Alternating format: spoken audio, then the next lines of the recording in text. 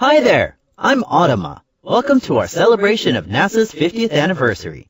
I'll be your guide as we explore NASA's past, present, and future. Take your time and check the place out.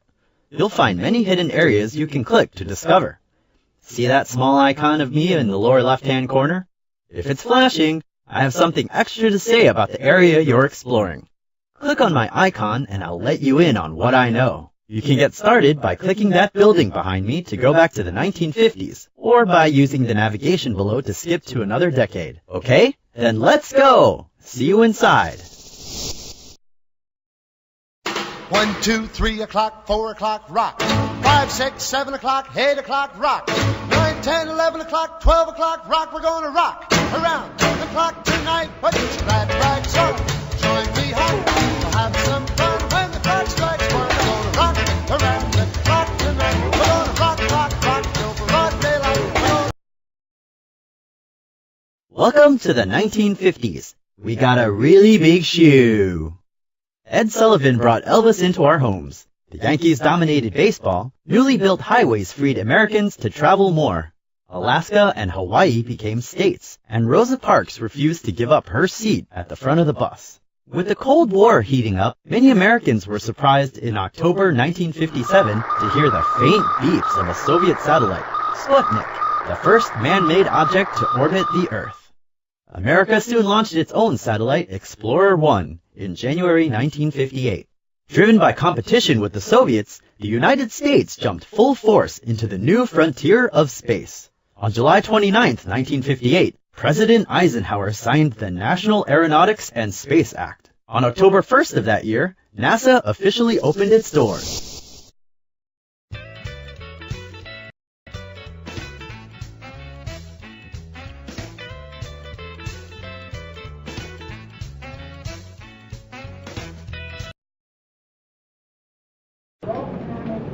Ladies and gentlemen,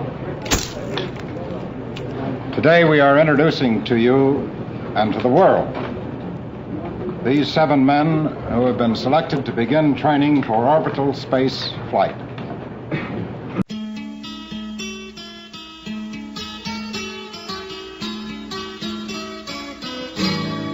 All the leaves are brown.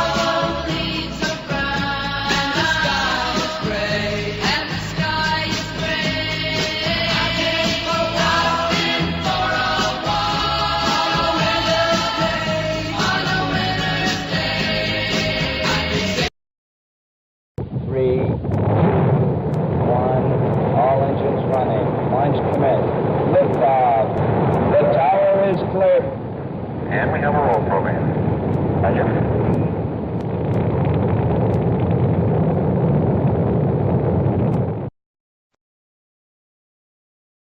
It's the 1960s.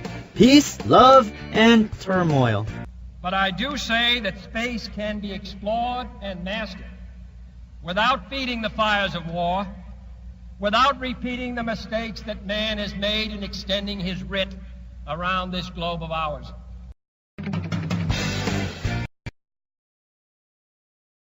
That little race between Gagarin and me was really close. Obviously, there.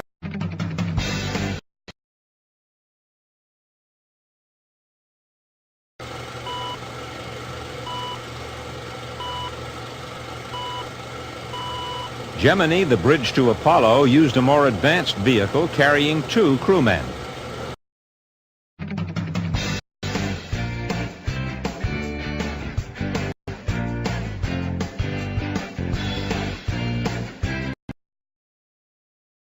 The hatch is coming open.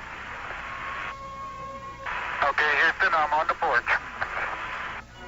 Roger, Neil. And we're getting a picture on the TV. I'm going to step off the limb now.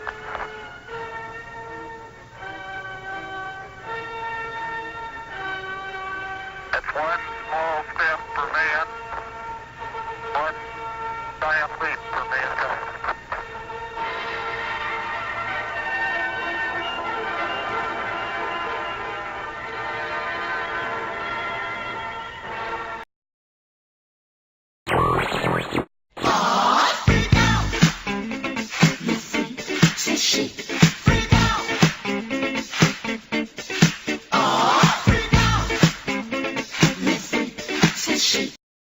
It's the 1970s! Bell-bottoms and hot pants were in. Disco had us dancing, and punk had us rocking.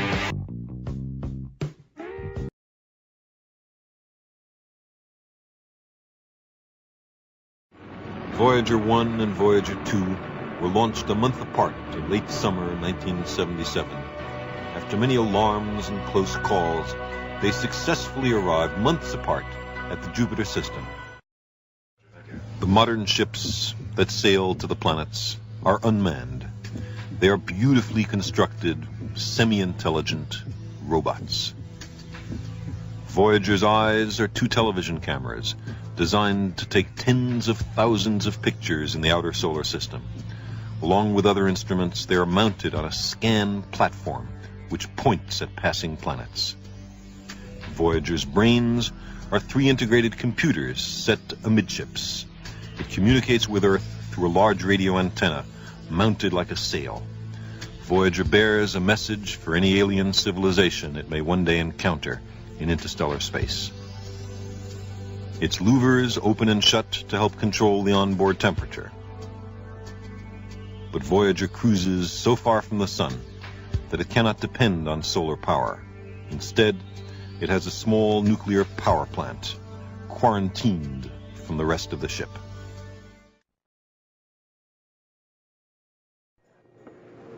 Voyager's passage by Jupiter accelerated it towards a close encounter with the planet Saturn. Saturn's gravity will propel it on to Uranus, and in this game of cosmic billiards after Uranus, it will plunge on past Neptune, leaving the solar system and becoming an interstellar spacecraft.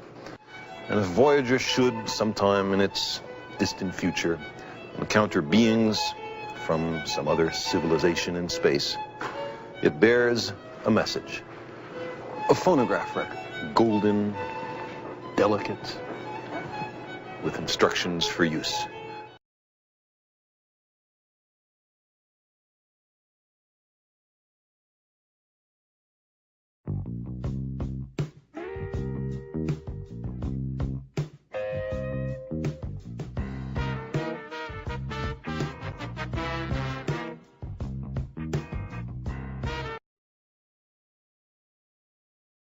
The Viking lander is a superbly instrumented and designed machine. It extends human capabilities to other and alien landscapes. By some standards, it's about as smart as a grasshopper. By others, only as intelligent as a bacterium. There's nothing demeaning in these comparisons. It took nature hundreds of millions of years to evolve a bacterium and billions of years to make a grasshopper. With only a little experience in this sort of business, we're getting pretty good at it. And so, after a voyage of 100 million kilometers, on July 20th, 1976, Viking 1 landed right on target in the Crissey Plain. Viking's first picture assignment was to photograph its own foot. In case Viking were to sink into Martian quicksand, we wanted to know about it before it disappeared. Back on Earth, we waited breathlessly for the first images. Viking painted its picture in vertical strokes, line by line, until with enormous relief we saw the footpad securely planted in the Martian soil. This was the first image ever returned from the surface of Mars.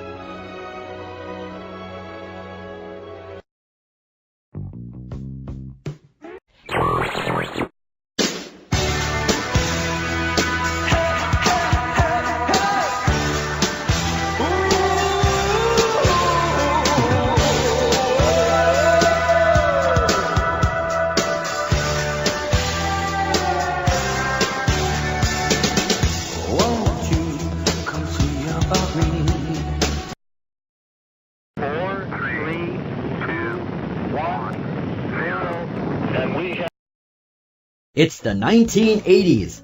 Totally awesome. Big hair was in, E.T. phoned home, MTV killed the radio star, and the Rubik's Cube puzzled the nation.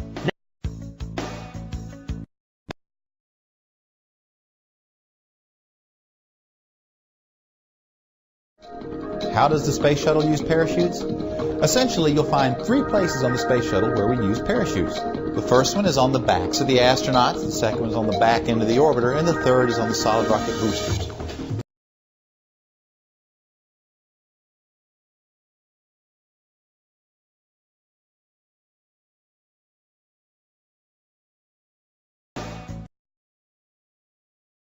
The space age is barely a quarter of a century old, but already we've pushed civilization forward with our advances in science and technology.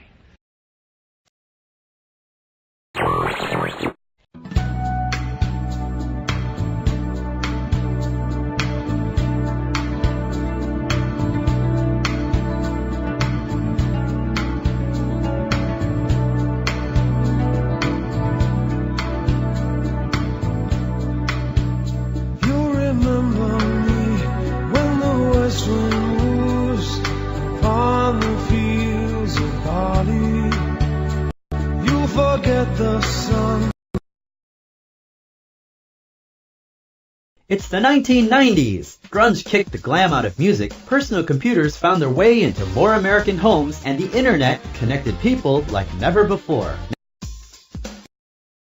If you look up into the sky some evenings and see a small, fast-moving object flying above the Earth, you might be looking at the International Space Station. In 1998, the first two modules of the station were launched and joined together in orbit, and the ISS has been orbiting the Earth ever since. The ISS is in low Earth orbit, flying over 200 miles above the surface at over 17,000 miles an hour. That means it circles the planet about 16 times each day. You know what though? I'm not interested in looking at a model right now. What do you say we take a look at the real thing? Hold on to your seat, and up we go!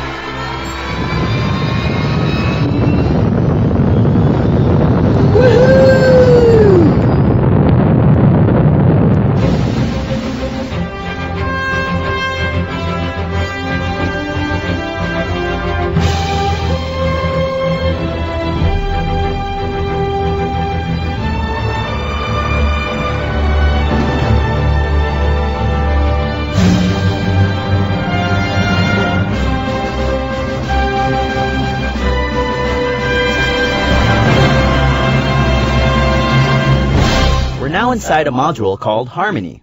Harmony serves as the passageway between three orbiting science labs: the U.S. Destiny Laboratory, the Japanese Kibo Module, and the European Columbus Laboratory. Now take your time and have a look around. I'll be right here to guide you on your tour.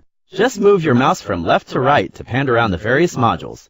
Click the doorways, or the sections on the ISS model, to enter new areas of the station. When you're ready to leave, you can click the Return to Earth icon to travel back to our home planet. Have fun!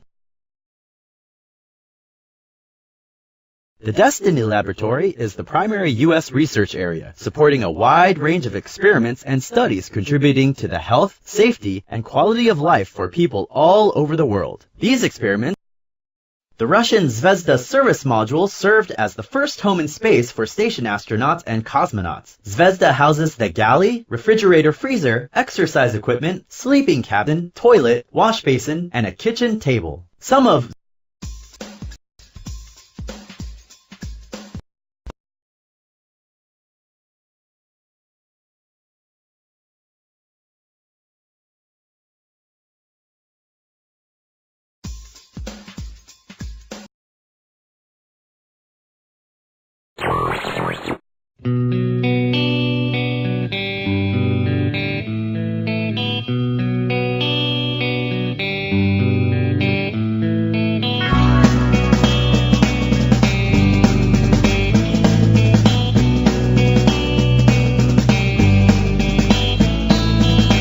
I took a walk around the world.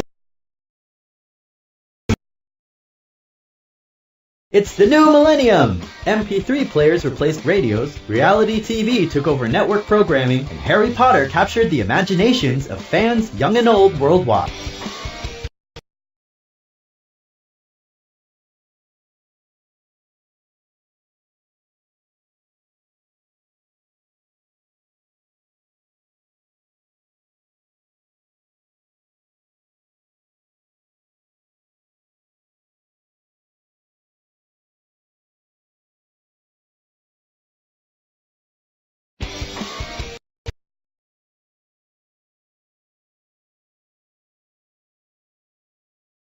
The head, still in development, houses stereo vision cameras that are pointed by an articulated neck.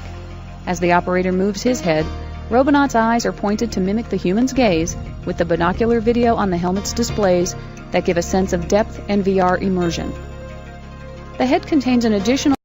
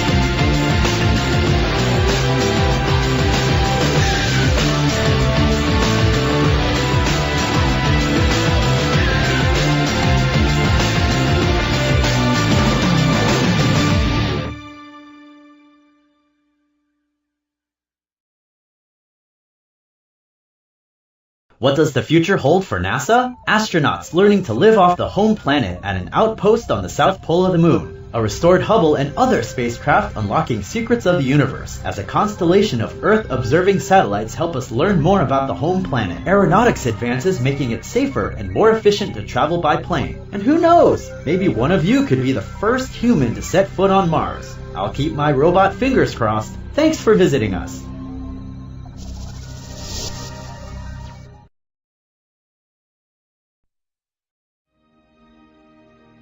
NASA Exploration.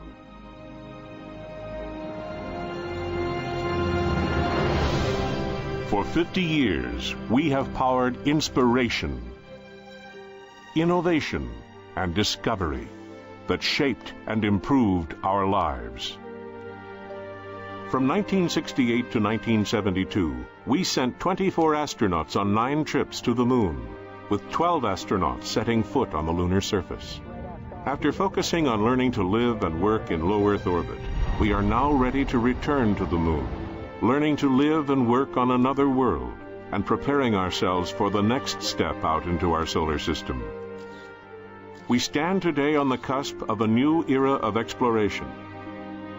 Our toehold for long-duration flight, the International Space Station, is nearly as large as a football field and flies in an orbit about 220 nautical miles above the Earth once every 91 minutes, traveling at 17,500 miles per hour. Since November 2000, we've had a continuous human presence aboard the station, learning to live and work in space.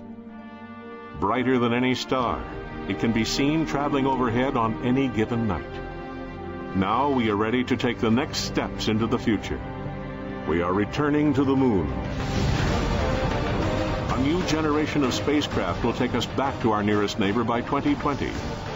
We will learn to make the 3-day voyage with new capabilities, to establish a human outpost, and to deal with the challenges we'll face when we travel beyond. The value to science will be substantial.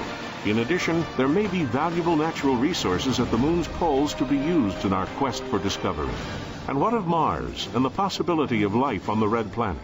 How did water flow across the surface of Mars? Was the Martian environment at that time able to sustain life? And did you know that a trip to Mars will take about a half year each way, rather than the 3-day trip to the Moon? Will it be your grandchildren, your children, or you to take that first step? At NASA, we will continue to reach out beyond our solar system, to search for life, to search for answers to questions about our origins and our destiny.